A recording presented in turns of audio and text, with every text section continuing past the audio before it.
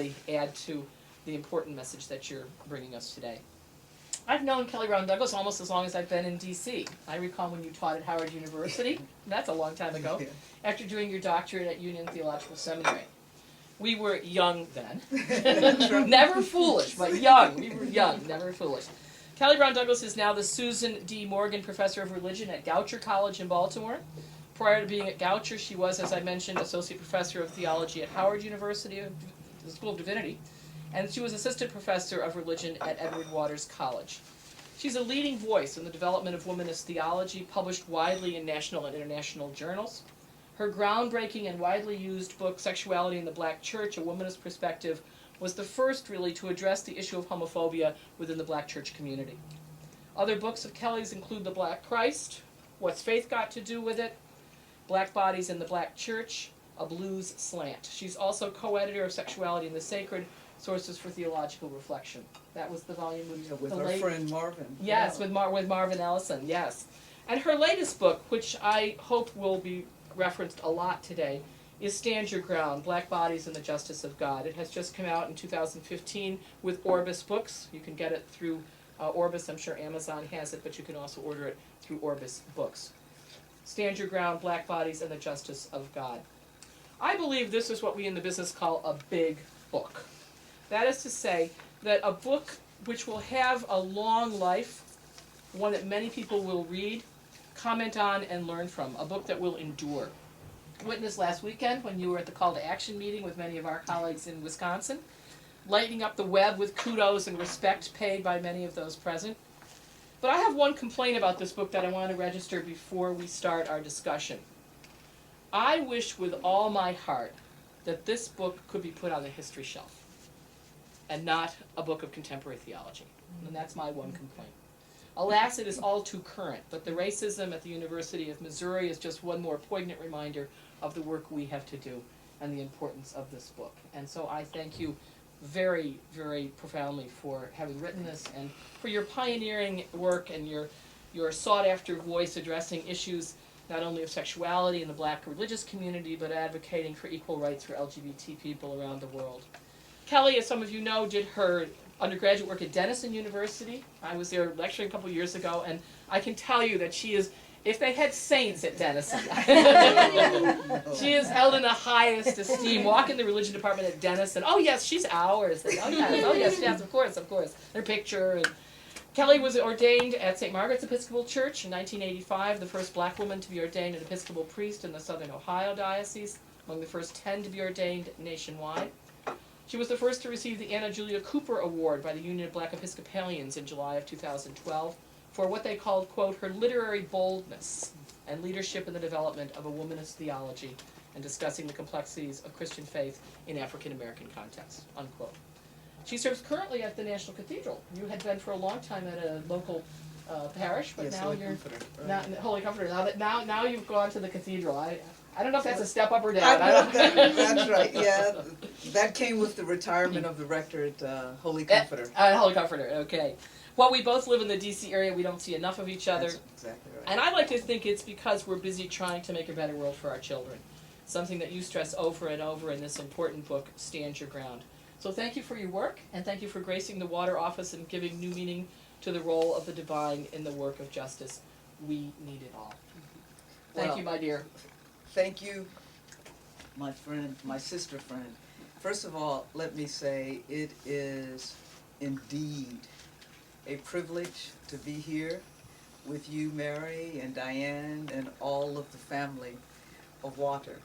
And we have known each other, it seems, forever. Forever? It's the beginning of time. Before our kids, and That's right. now our kids are grown, and so they're old and we aren't. But one of the things that I have always known is that to be connected in any way to water is to have your feet always held to the fire and to be accountable always to the links between spirituality and justice. And so I have long appreciated my relationship with water, and I thank you for your support and your sisterhood, because I consider us sisters. Yeah, Absolutely. I do too. Yes. Thank you. This book Mary, as you articulate that you wish it was history and on the history shelves, this is a book that I never ever saw myself writing. And this is a book that I can earnestly say I was called into kicking and screaming. I imagine. Because it wasn't a book that came, in many respects, it didn't come from my head. As I wrote it, and I'll say a little more about that, it came from inside of me. But the push and the pull to write it came from outside of me. And so I'll say a little bit first about what compelled me to write the book, and then how the story unraveled in ways that I could never have imagined, because I simply followed the story. When Trayvon, as I mentioned in the book, when Trayvon Martin was killed, of course I was very aware of other deaths and murders of young black males such as Trayvon. I knew about Oscar Grant and others. But for some reason, Trayvon's murder struck a chord within me that had not been struck before.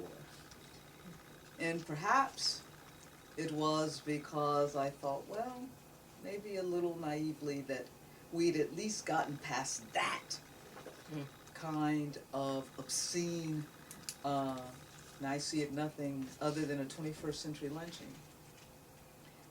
So that struck me, and perhaps it struck a chord because I had a son, and have a son, that was just a little older than Trayvon at the time. Then I was also struck, of course, by, as a mother, of his mother's pleading for justice for Trayvon. And then as the story began to unravel in the news, I was struck by the way in which Trayvon was demonized, and how he was the one already being blamed for his own death.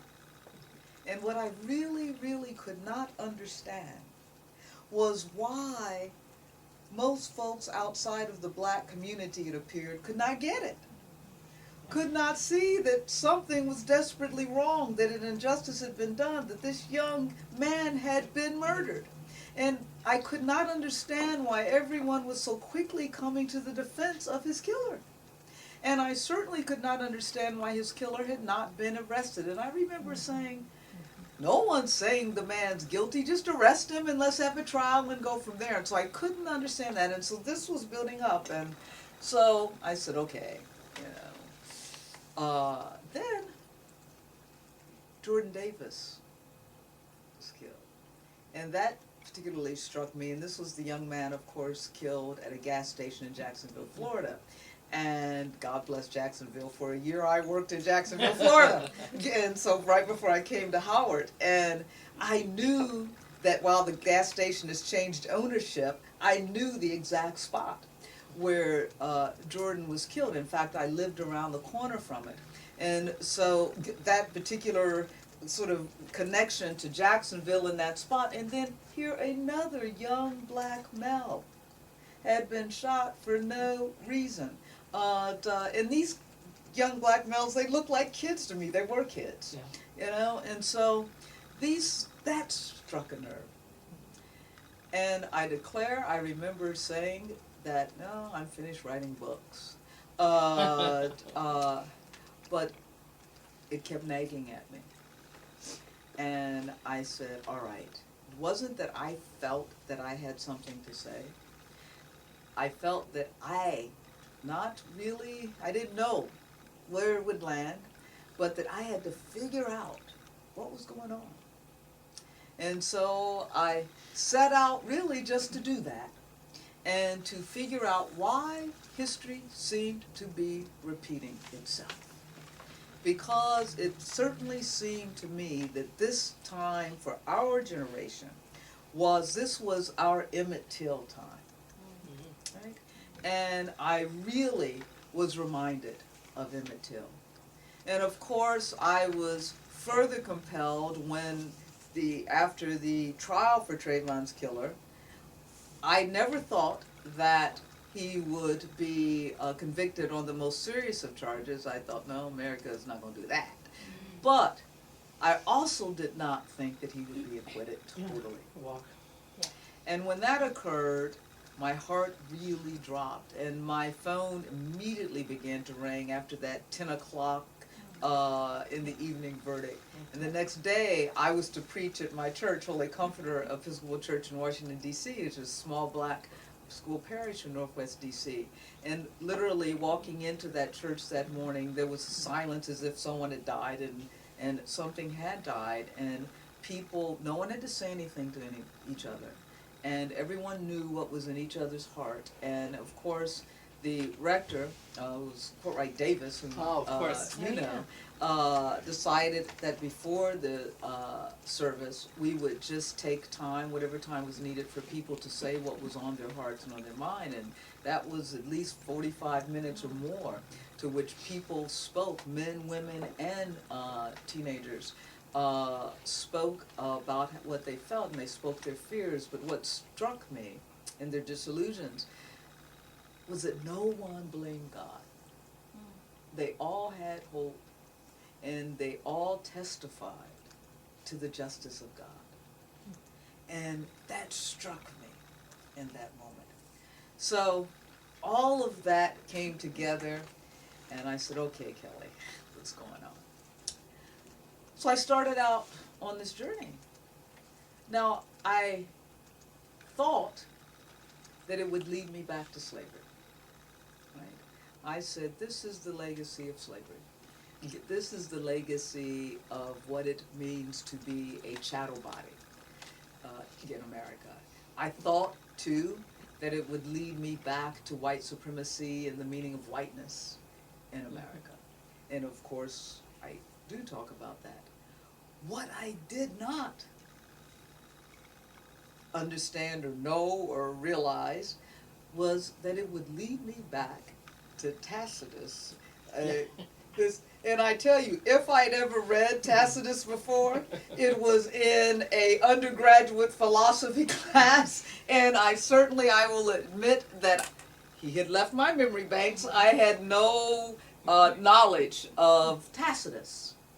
But I started out simply to discover what was going on. And I followed the story. And I remember when I discovered Tacitus and as I mentioned in my book, I was reading a book by, I think it's Reginald Horseman, on Manifest Destiny, and I knew that I was going to talk about Manifest Destiny, but I didn't know in the way in which that was going to occur. I said, this has something to do with that. And I think it was Horseman's book, very excellent book on Race and Manifest Destiny, that he mentioned somewhere Tacitus. And I believe it was there. And I said, And I followed that trail. And I got Germania. And the light bulb went off. And I began to recognize how embedded within America's very identity this notion of Anglo-Saxon exceptionalism is. I had no idea that I would ever be talking about Anglo-Saxon exceptionalism. And once I found that, the story began to tell itself. And I just literally followed that trail. And to discover that the Puritans and the Pilgrims who came to this country really believed not only that they were the New Israelites, but they really, really, really believed that they were the remnant of these ancient Anglo-Saxons in the ancient woods of Germany, they were upset with the Church of England because they felt that it was corrupt by Norse corruptions and all of this, but they really believed that they were not carrying forth the banner of their Anglo-Saxon ancestors. I said, oh my goodness. And what this made me realize was that the non-white body in this country was really, really never meant to be here. And then to discover, you follow this thread, and of course any of us that have read Thomas Jefferson in particular, we already know from Thomas Jefferson that, this father of democracy, who was also the father of many of an enslaved child, that we already knew about his allegiances to white supremacy, white supremacist notions, and his ambiguity when it came to the freedom for others other than the white body. We already knew that, but what I didn't know was how much of an Anglo-Saxonist he was. And that he had read Tacitus and had commended Tacitus in the book Germania to his granddaughter. And I thought, oh my goodness. So what begins to become clear for me, and which is the disturbing thing about this moment in which we find ourselves, is it's not a moment. That this moment in which we find ourselves, in which black bodies in particular in this moment are under siege, is really a part of a long history and a long narrative. And it is about America.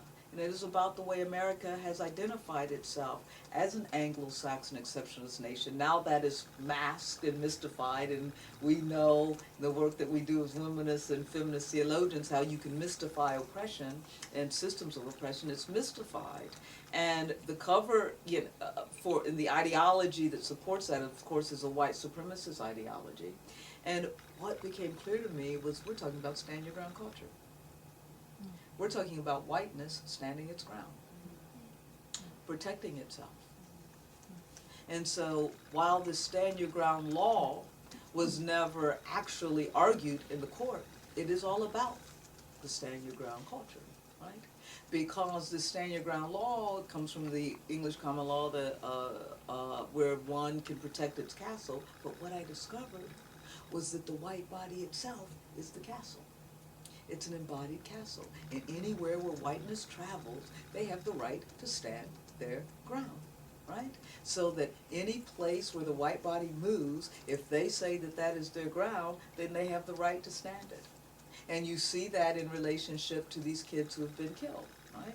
Because President Obama said, why would Trayvon have had the right to stand his ground? No. And in fact, you see, if you look at that story, Trayvon was going home. His assailant got out of his car. It was really Trayvon's ground to stand. But if Trayvon had stood his ground, well, he'd be in jail. If not where he is now, in the grave and dead, unfortunately. So that all came together for me. That this whole construction of whiteness and the cherished property of whiteness and how whiteness protects this narrative of Anglo-Saxon exceptionalism, and how whiteness is, W. Du Bois calls it the wages of whiteness, that they have the right to the free space. You know how you have to yield, give people the right of way? Well, in this country, you have to yield and give whiteness the right of way. And of course, there are various examples through history, and hopefully in conversation, we want to be more specific, we can. So I'm just sort of laying out the general guidelines here. So once I understood that, then the next question for me became, but why us? Right? What's the construction of blackness? How does blackness get constructed here? Because I was reminded of, it was L.C. Granderson in a commentary he did for CNN, and he said, why is the black body always the guilty body? I said, yeah, why is the black body always the guilty body? Why are all these dead black kids having to defend themselves to end their death? And so I began to trace the construction of the black body. And again, I knew it would lead back to slavery and chattel, but what I discovered, even more poignantly than perhaps I knew before, was how this construction of the chatteled black body has transformed itself like a bad virus over time. And how the chatteled body has, of course, now become the criminalized body. And the goal in each of those constructions, because these constructions of oppression, they always have a goal to sustain and perpetuate the system of oppression, which is a system of white racism, that the goal is to keep the black body out of the free space. The free space is synonymous with the white space. And how do you keep the black body out of the free space? And so, of course, one of the caricatures is, or constructions, is the black body is a criminal body. And we know from, for instance, the prison industrial complex that it has been infected, right?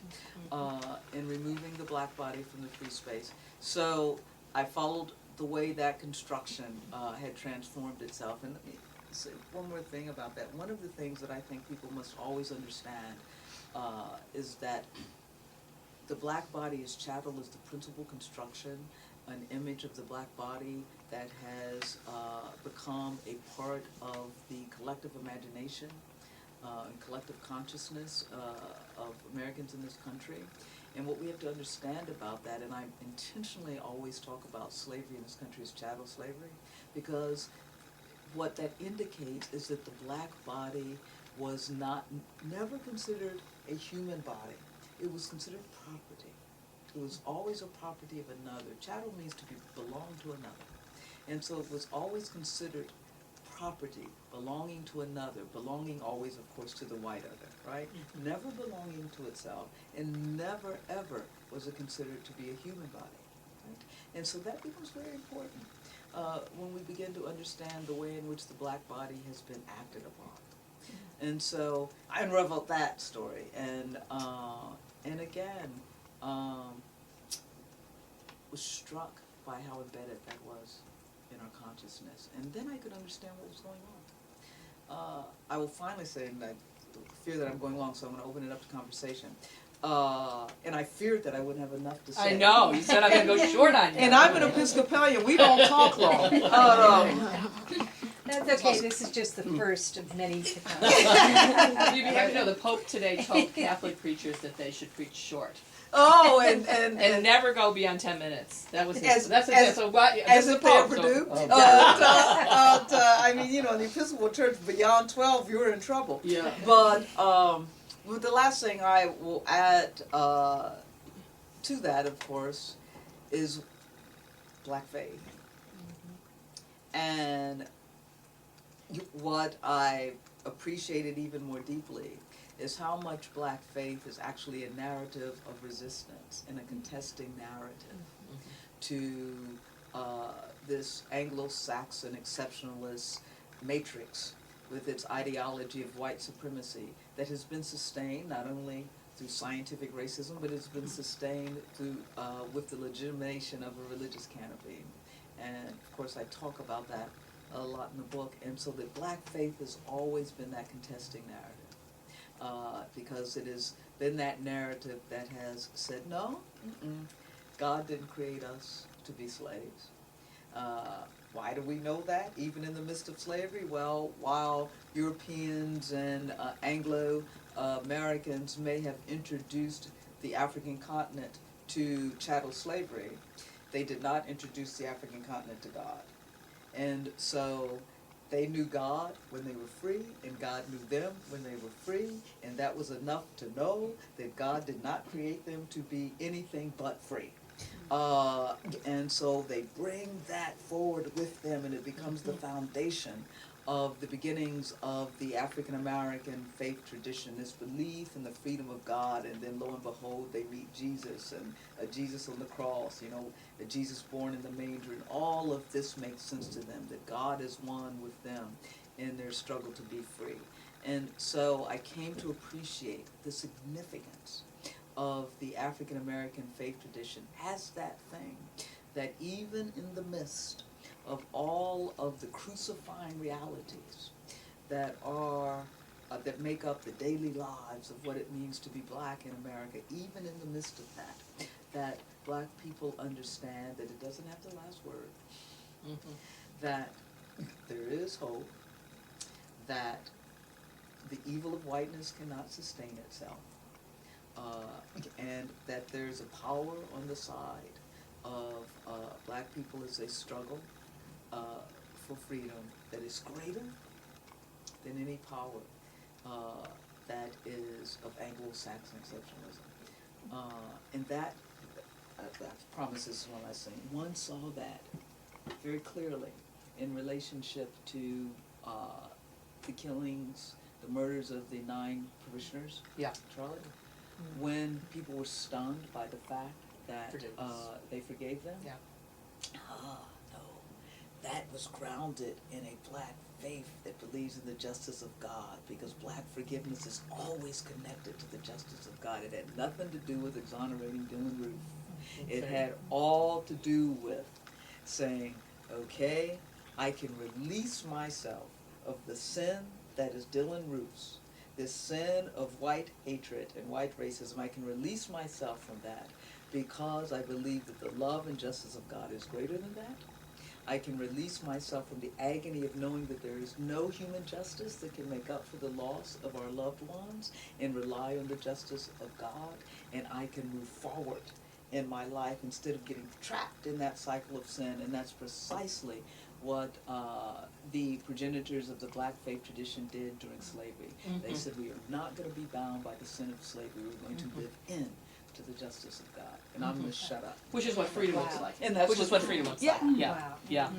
Well, this is Mary Hunt at the Water Office. We have as our guest today the Reverend Dr. Kelly Brown Douglas. We're thrilled to be talking about her book, Stand Your Ground, Black Bodies and the Justice of God. And you have just done a wonderful job of summarizing for us what this book is about. And I think that in doing so, you have provided us with an overview, but I hope it's just a taste. Because in my view, and I'm going to say it again, I've said it once and I've said it twice, this is a big book.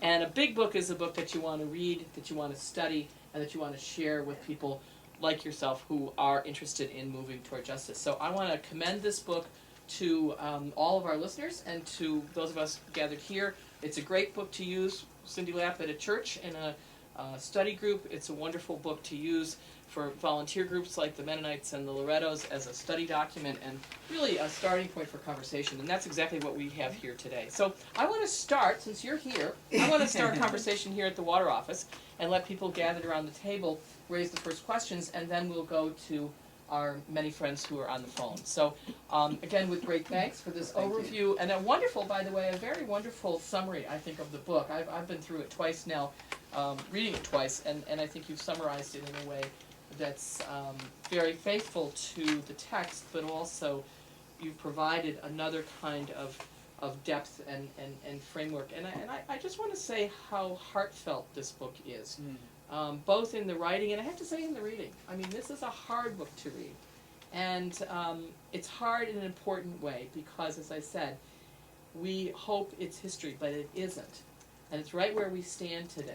And what happened in Missouri this week is one, for me, source of hope that we can see in the unfolding of this process that things do change. But they change very slowly and only very episodically. The texture of justice is what we're looking for, not the episodes of justice. So with that, let me open the floor here at the Water Office. Anybody with a comment or a question, you're first, and then we'll open it to the wider audience. So I have a question. well, go ahead and introduce yourself and just make sure the phone's near you so you can be heard by our listeners. And please go ahead and ask your question. Hi, I'm Maya here at the Water Office, a Loretto volunteer. You can just leave it there before I just So Talk to Kelly. pleased to be here and to meet you and listen to you. I gained so much just from that summary. I was just introduced to you last night over dinner with Elizabeth as she explained how you'd be coming today, and I'm just so glad I was able to make it. And so thank you for being here thank you. and sharing your book. My question is, initially the cover art is so grasping and it strikes so many chords, just how beautiful it is, and kind of what inspired you to pick, such a bold and beautiful cover. yeah, kind of how did that come about? Yes, well, like the book, I didn't pick it, it picked me.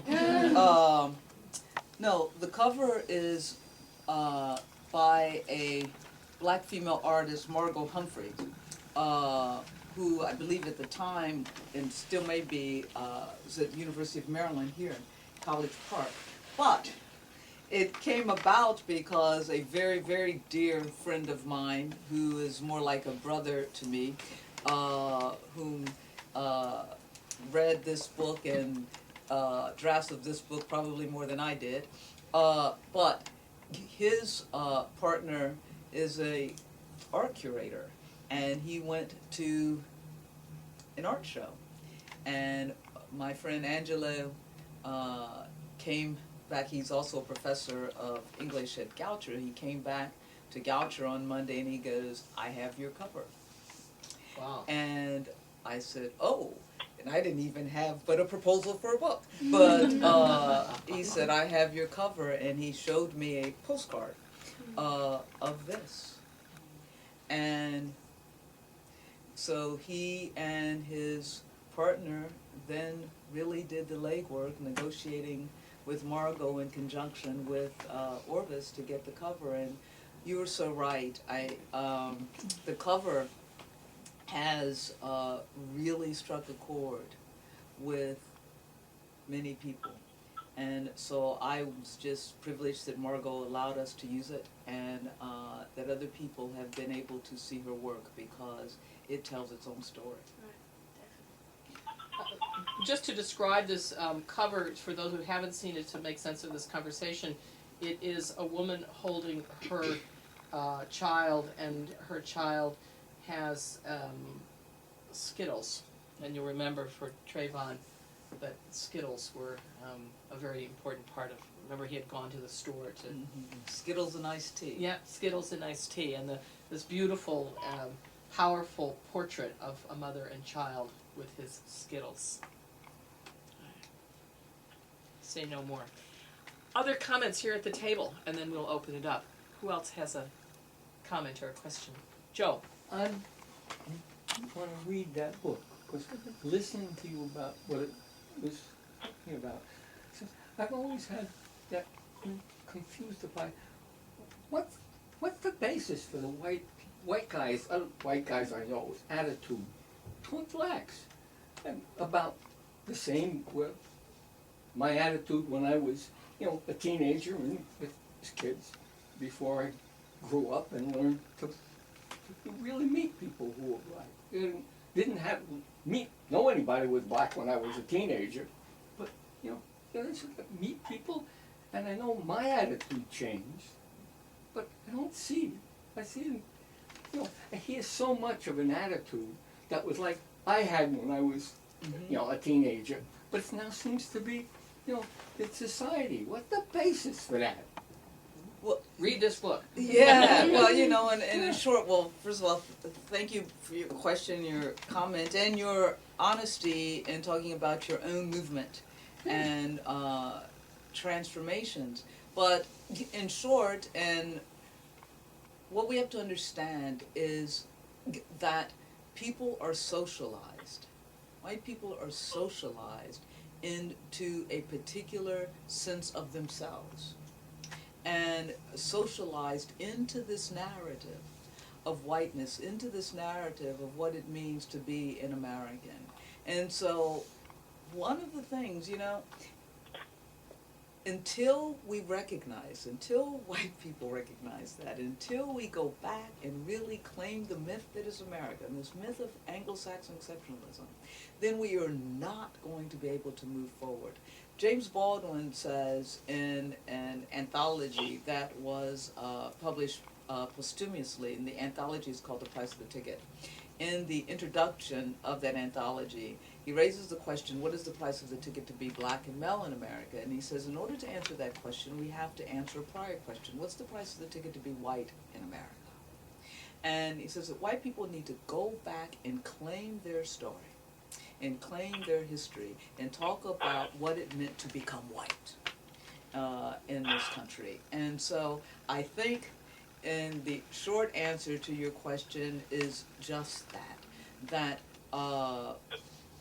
white America has been socialized into the narrative of what it means to be white, and has to recognize that. And those who happen to look like white Americans have to understand that they too are raced, and what it means to be raced white, and claim that. I think this is one reason why your distinction between American exceptionalism and Anglo-Saxon exceptionalism ought to become part of the common parlance. Because with the entrance of people of color, of a variety of racial ethnic groups in the American experience, to talk about American exceptionalism doesn't work anymore. That's right. It really is Anglo-Saxon exceptionalism, and that needs to be named. That's right. No, and that's what, and Mary, that's one of the things that I discovered. And it's interesting because as the story was unfolding, at first I was talking about American exceptionalism, and then it dawned on me as the story unraveled, and of course of Tacitus, etc., that it was indeed Anglo-Saxon exceptionalism.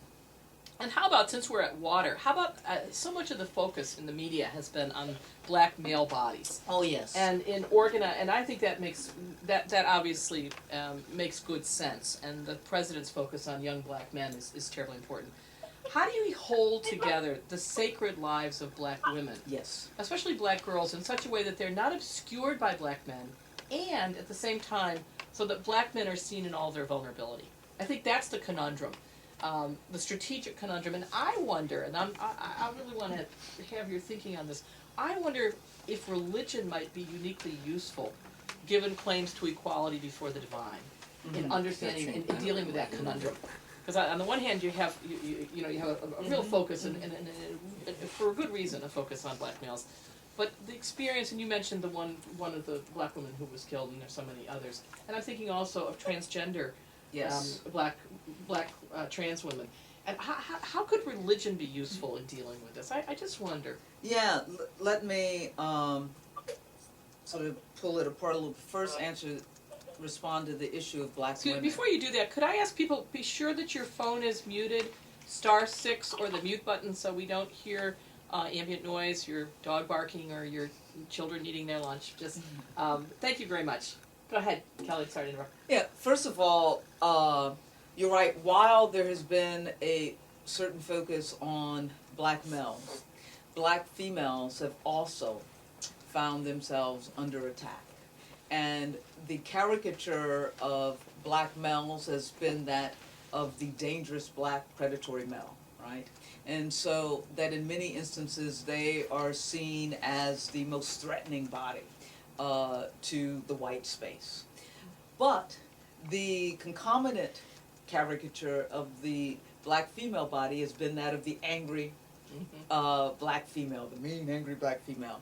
And so they too have been seen as a threat to the white space. And let me say a couple of things about that and the character of black women. As not only the angry, mean black female, which is sort of the prevailing caricature, but also seen as black mothers and black women. And this goes all the way back to Daniel P. Moynihan when he talked about black mothers as the reason for the tangle of pathology in the black community. Well, black mothers have been portrayed as the breeders of criminology and the criminal black male, right? And so still responsible for this tangle of criminology in the black male community, in the black community. So black women have not been freed from the attack upon their bodies and upon their person, and we of course have seen that in the instance of not only Renisha McBride, Rakia Boyd, but we can talk as well about Sandra Bland, because whatever happened to her in the jail over that weekend, the question becomes, why was she stopped in the first place? And so, and over and over again, black women are portrayed as angry, mean, etc., and they need to be subdued and controlled and all of those things. And of course, the little girl, in bikini-clad little girl in Texas, who was roughed up by the police down there, not to speak of the little girl in the classroom. in South Carolina, because these are angry black women. Yeah. And of course, we can all remember the way Trayvon Martin's friend was demeaned in the courtroom. And of course, people said, oh, she can't even speak English, can't read, et cetera, et cetera. And so black women have been under attack, and who could forget the way Michelle Obama was portrayed on the cover of that New York Times magazine. Again, the angry black woman. In the most recent example of that in the media was, of course, during the Baltimore protests, which the media, of course, called a riot, during the Baltimore protests, and the black mother who came to get her son. Well, why was that the image of this black mother who's coming and slapping her son? That image was looped over and over and over again. And as if this is, again, this angry black woman. So it, of course, plays into, again, the caricature and the stereotype, right? And in this instance, they lifted that up. There are other black, and good for her, but there are other black mothers and mothers doing other things, and that's not the only way that we parent. And black mother, anytime you see a black woman, she's angry and mean.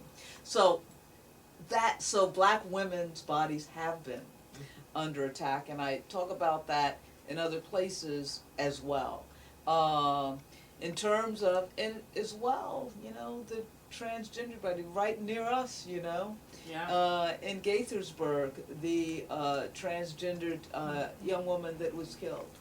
And of course, I think at that time, she was the 21st transgendered person killed in this country. And so we have to begin to talk about, in so many ways, the war that has been waged against these bodies that are seen as a threat to the prevailing narrative of white hetero patriarchy. And these bodies are a threat to that.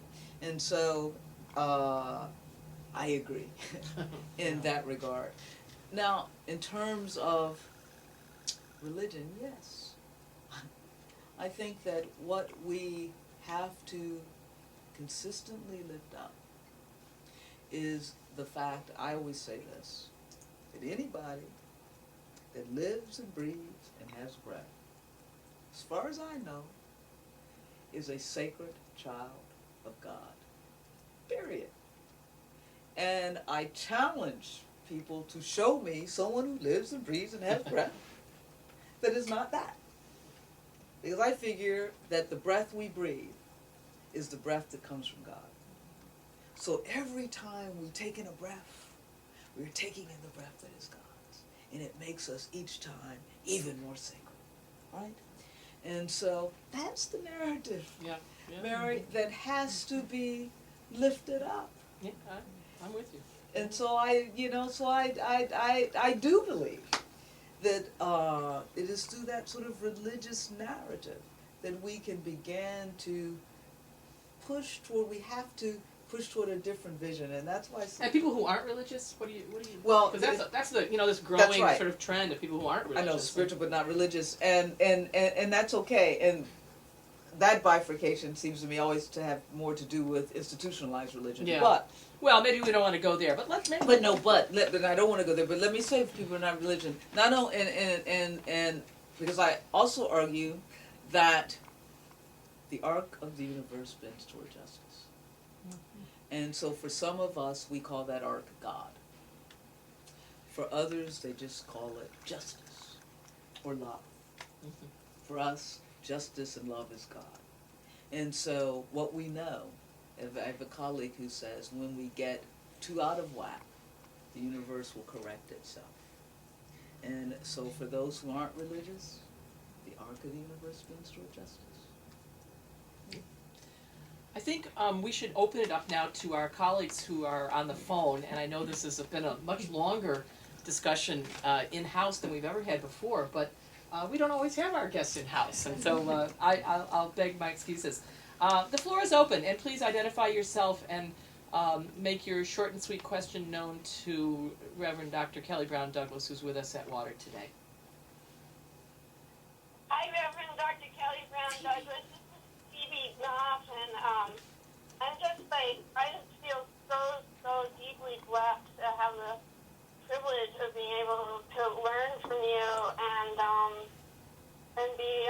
humbled by the depth of your understanding of the roots of the trash that were laid. I think a lot as a consequence of Reconstruction and the immediate seeming freedom of black people after the Civil War. And as an anti-racist racist whose my grandfather, was the chief of Marine Police in Haiti in the early 1900s, I have a lot to learn, and I feel like awe. And for the first time in a long time, I have hope because of your words that we can move beyond, learning about more people who suffer the fate of Emmett Till. And I just wonder if you could say a little more, please, about how it is that the Black Church has managed to witness so beautifully through a history of overwhelming suffering and so much of the time, witness to that belief in a God of love and with kind of incredible power that's deeper and more mighty and tender, more mighty than all the evil that black people have faced as the trap changed. Thanks, Phoebe. Yes, thank you, and thank you for being a part of the conversation, and thank you for your kind words. I'm humbled by them. It's one of the reasons I believe that the Black Church has been able to witness so faithfully and so consistently, even as sometimes it, of course, has to be called back to its own faith tradition, but is because the Black Church understands through its own existential experience of blackness the paradox of the cross. Black faith itself is a paradox. And the paradox of the cross is this, that even in the midst of the height of human evil, because that's what the cross represents, the height of human evil, God's love and justice prevails. And so one has to go, in order to understand the depth of God's love, the depth of God's justice, and even the depth of God's solidarity with the crucified class of people, one has to understand the cross. And so black people live the cross. And the cross is central to black faith. You can't talk about black faith without talking about the cross. Two stories that have to be there: the Exodus and the crucifixion and the resurrection. And so that's why I believe, because of the centrality of the cross. And when black people sing, "Were you there when they crucified my Lord?" there is a transcendence of time, because they understand that Jesus and God are with them, and they are with Jesus and God at the cross. So to answer your question, the paradox of black faith is the paradox of the crucifixion. Thanks, Phoebe. Thanks, Kelly. We have time for another question. If someone else would like to make a comment or ask a question, please identify yourself.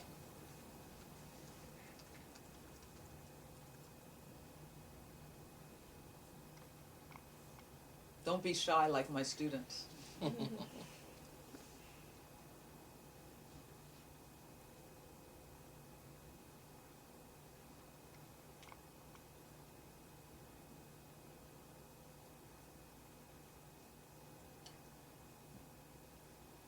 I think we at the water office will take up the questions if people are shy about it today. I have one. Go ahead, Diane New.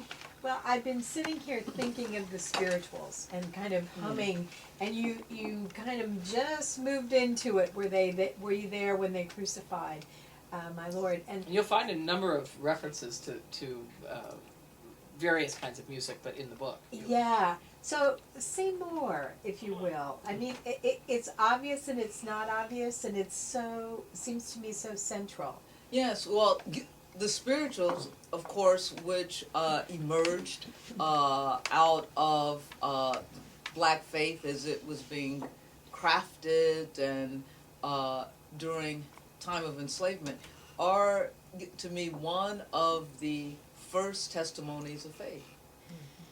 And it's in the spirituals that you began to find some of the early theology, or the earliest witnesses to black theology. And so they're testimonies of faith. And so indeed what we find in the spirituals, first of all, is the understanding of the God that is on the side of the oppressed. You know, there's spiritual, the identification of Jesus with black people and them and they with Jesus. There's a spiritual that says, poor little Jesus boy, born in a manger. God, the world treats you so mean, treat me mean too. And you see, and in that you see the connection. The other thing that you find in the spirituals, it is also a testimony to faith, but you got to know it to see it. And that is that in the spirituals often were as well not simply talking about, most times not just talking about heaven by and by, but they always equated salvation with liberation on earth. And so there's coded language. And so that when the spiritual might say, go down Moses, way down in Egypt's land, tell old Pharaoh, let my people go, they may be sending each other a message that, whoa, the Underground Railroad's coming through tonight. Right? Or spirituals that talk about when I get to heaven, you know, gonna put on my shoes and walk over God's, and whatever those spirituals may be, they mean when they go north. And so that there are always these double messages in the spirituals. And so under the guise of the spirituals, their slave masters thought they were talking about by and by in the sky. But no, they were talking about going north. Canaan land was north. They were talking about following the North Star. They were talking about freedom. And so what that also testifies to is the fact that in the black faith tradition, freedom and liberation are always things that are manifest in history. And the belief that God's justice, God's movement is through history, so that salvation is about the justice of God on earth. And so that's the theology, right? And the spirituals show that not only in the way in which the spirituals, the content of the spirituals, but the double message of the spirituals. So it's always about body and soul. There's not in black faith this body-soul bifurcation. Because, you know, that bifurcation is foreign to the African religious traditions that informed the black faith tradition. And so the spirituals hold those together. So you're right, the spirituals are very important testimonies of faith, and also provide us with a window in to the way in which black people navigated their reality of oppression. And I do use the spirituals a lot. And then you pick up from your earlier work on the blues as well, yes, which I think is really important. That's going to yes. have to wait for another day, but I found that very helpful. Yeah, in the because book. they do the same thing. That's right. That's right. Oh no, we need series 2 for sure. Yeah, exactly. I want to just ask a last question, and then because we say that we'll end at 2:00, we will end at 2:00. But I had the feeling when I read this book that there's sad, and again I go back to my earlier comment about wishing it were history. The sad reality that there's been so much water over the dam even since you wrote this book. Yes. And so many more deaths, and I doubt that the TV interviewers, Kelly calls out Matt Lauer on this, I thought appropriately, I doubt that the TV interviewers are doing any better job to deal with this in terms of how they talk, especially with families. And you've been on Melissa Harris Perry, I have been happy to see, and did a wonderful job of being, in my view, a public theologian, and you're obviously doing that today. I just wondered if what you're writing now, what your writing it looks like, what plans you might have, what projects might be going forward, if there's a hint or a glimpse that you could throw out to us today so we know what's coming next. Well, thank you, and you're right. It was almost, I had to end the book. And when the book was brought to an end, then Michael Brown happened. Yeah. And hence the epilogue. Yeah. Right? And the book could keep going. And so it's just the tragic reality, but it also brings home the depth of the problem in this country. What as I told you when I came into the office today, Mary, our mutual friend Susan Thistlethwaite, who's done a lot of marvelous work in terms of violence on women's bodies and other bodies, and is also one of the leading voices in this, and public theologian in this fight for racial justice and justice for all bodies. She and I have teamed together, and we're working on a book, indeed, about the violence against women's bodies, with a focus on the black body. Great. And the black body and transgender bodies. So Wonderful. That's our next work. Wonderful. Well, that's a perfect segue for me to say that just this morning, Susan Brooks Thistlethwaite, who has written on the issues that Kelly has just described, has agreed to do a water teleconference on Wednesday, April the 13th. So we will hear more both about her current book on women's bodies, and also, I hope, what's coming up. So great way to think about that. I think Susan would appreciate my saying that today. I want to thank you, my dear friend, my sister, Reverend Dr. Kelly Brown Douglas. The audio recording for this will be on our website at www.waterwomensalliance.org, along with notes that we are taking, and we will send those notes to you to redact so we get it all right. Our next teleconference will be on Wednesday, December 9th. It will be at 1 o'clock with Beverly Lanzetta on the topic of interfaith contemplation, a path that shaped my life. Information on all water activities can be found on our website at www.waterwomensalliance.org. And once again, I thank my colleagues Elizabeth and Emily and Mallory, who will edit the tape and send out the notes. Best wishes to everyone. Have a wonderful Thanksgiving and good afternoon from the Water Office. Bye-bye now. Thank you. Thank you. Thank you. Thank you. Yeah. Thank yous continue. How many people Thank you. are on there? That's Kathy Jaski. I know that voice. I know that voice. How are you, Kath? Gone. She's gone. Yeah. We'll have a Record of that. a record of that. Yeah. We had 80 people signed up, so I would guess there were probably 50 at least lines used. But we can check that out. And even the 50 lines, look at us, we